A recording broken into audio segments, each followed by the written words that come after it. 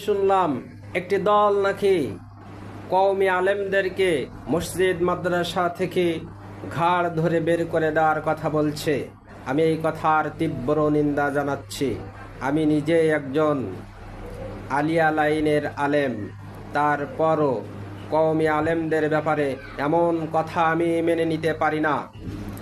আমি যতটুকু জানি, যতটুকু দেখেছি, জ্ঞানে, আমলে, আখলাকে কওমি লাইনের আলেমরাই আমাদের থেকে অনেক এগিয়ে আছে।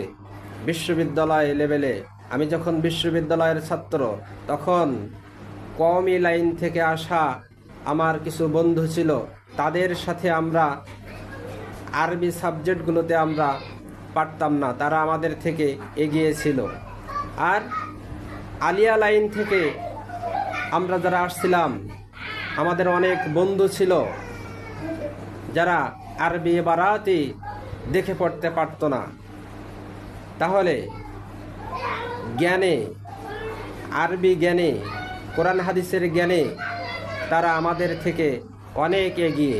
তাদেরকে যদি মসজিদ মাদ্রাসা থেকে ঘাড় ধরে বের করে দেওয়া হয়, তাহলে মনে রাখবেন এদেশের জনগণ কিন্তু আলিয়া লাইনের আলেমদেরকে মসজিদ মাদ্রাসা থেকে ফুটবলের মতো লাথি মেরে বের করে দিবে।